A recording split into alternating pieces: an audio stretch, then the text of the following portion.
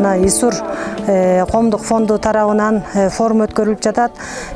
Бул биздин ушул жаратылышыбызды коргоо, сөңкөлүбүздү коргоо боюнча бул абдан чоң жакшы иш-чара болду деп ойлоп атам да. Анан бул иш-чараны биз дагы көбөйтүшүбүз керек. Сөңкөлдүн экосистемасын сактоо, кийин канаттуулардын жок болуп кетпешине көңүл буруу, жергиликтүү калктын экологиялык жоопкерчилигин жогорулатуу максатында уюштурулуп жаткан сахналаштырылган театрыбызга да көңүл бурабыз. Ичкен тамак аш калдыктарын же балмуздак жеп, сыртын жерге таштап, атыгүл ар кандай суусундуктарды ичсем дагы, алардын жели идиштерин жерге таштай бердим.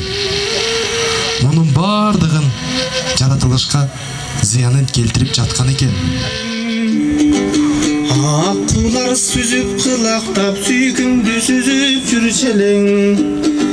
Кызыл баш мокур сайрасам, окунун гана түшчеле, көк жору сайрап жүрчеле, кожоюндугун билдирип, жазы тумшук коз өрдөк жегинде тамактан желең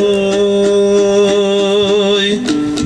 Кенедейимде жаратылышка канча зыян келтиргенимди түшүнүп отурам. Элим келгиле, жумтум келгиле, кенедей калган жаратылышты коргоп калалы.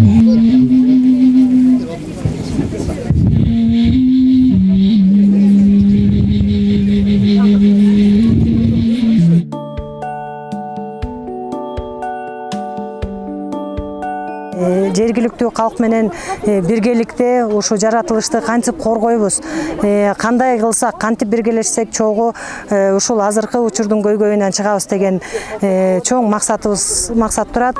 Жайытта деградация айланып баратат. Ошол сөңкөлүбүздө ушул кээде малдар бир секирип болуп ооруйт.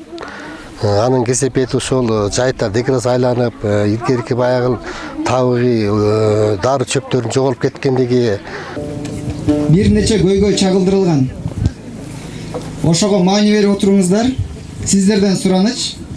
Биринчи жолу топтоосуз көрөбүз. Андан кийин дагы бир жолу аткарабыз. Экинчи аткарып жатканда сиздер ошол жердеги маселени чечүү жолун айтыш үчүн стоп деп кол көтөрүп кыйкырсаңыздар болот. Мен пакетке салып берем. Жок, мен өзүм баштыгым бар. Жок. Мунун аягын тийгиз. Карачай. Аягы кыйын. Деле аягым кыйын экен го, чөпөлөп баштык түйүп келгилей. Бул деле жакшы окшойт я. Эли жайыбыз жакшы жайлап. Өзүбүздүн малыбыз аман болсун, элдик эмнебиз ошо болсун э.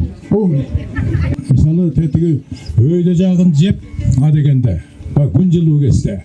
Анан улуам жаз, жай, кыш, күз 4 мезгилге бөлүп туруп анан келип анан кийин кышында кыстоого түшүп эле мал. Бул илгертен келаткан маселе. Ал үчүн илгери мал көп деп эмесе, азыр деле ошондой болуп баратат. Дээрлик чөп деген июндун 20-сынан кийин чачыша баштайт.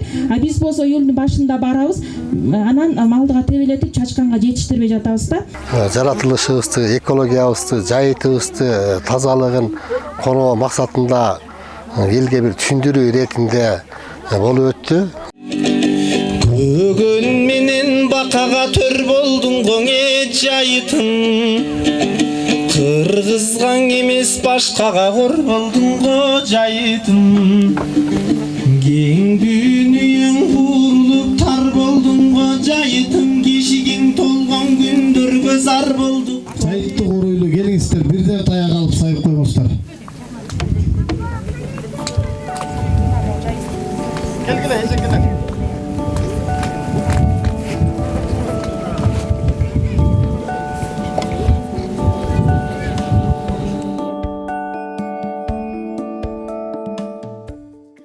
Соңкөл бийик жерде жайгашкандыктан өң этегимде жайгашканда өтө кылдат болуш керек. Алар орустар айтканда өчө ранимый. Ал калыбына келе албайт. Мисалы түз жерде, мисалы чүйдө вакыт алып тигип койсоң кайра өсө берет. А жерде тиге албайсың. Тиккен күндө дагы көп жылдар керек. 20-30 жылга гана барып ошо чөп кайра чыгат. Себеби ал бийик тоолуу жер. Өтө эле назик. Ошого көңүл бурушубуз керек. Анан экинчи сунуш бул жерде айтылып атат, жана үйдө жайыш керек да, негизи малдычы. Анан журт которуп туруш керек. Илгери журт которуп турган, журтту эч качан неме кылган эмес. Улуму бизге эмне калтырат? Жаш бүгүн биз келген бүгүн эмне калтырабыз? Аркабызга ушул жакшы ушул турган жаратылышты, экологибызды таза кармап, артка өткөр берүү максатында болду. Балык салып отурасыңбы? Ооба, бүгүн ада түшүндүм. Балык салабыз. Балыкты кырып бүтмөй болдуңар го. Аз негиде жылдагыда. Ушуласызбы? Азыр топ башчылары ошол эмне сүрөт тарттыңар, ошону айтып бересиңер. Биринчи тобуңар эмне, эмне деп койдуңар.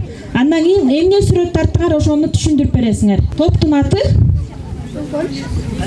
Сөңкөл. Сүрөткө эмнени чагылдырыңар, ошону түшүндүрүп беребиз. Бул жерде биз деген мурунку болгон эмени тартканбыз, анткени суубуз аябай эме болчу. Таза мусор жок болчу, таштануу жок болчу. Тоолор жашыл, коз көрүнчү. Бүгүнкү күндө биз баарыбыз ушул Кыргызстанда, анын ичинде ушул жаратылыш коюнунда жашагандыктан баарыбыз ушул маселеге өтө көңүл буруш керекпиз да. Ушул жерде баягы биздин балалыгыбызды эстетип, кандай гана сонун театралдаштырган, сонун көрсөткүчтү көргөзүп берген ошо форум театрына да чоң терең ыраазычылык билдиребиз.